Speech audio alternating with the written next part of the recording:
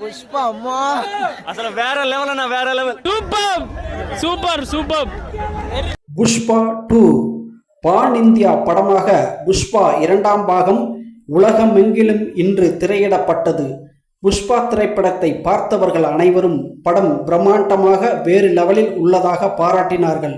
இதில் ஒரு வருத்தமான செய்தி என்னவென்றால், ஆந்திராவில் சிறப்பு காட்சிகளாக பல தியேட்டர்களில் புஷ்பா படம் திரையிடப்பட்டது.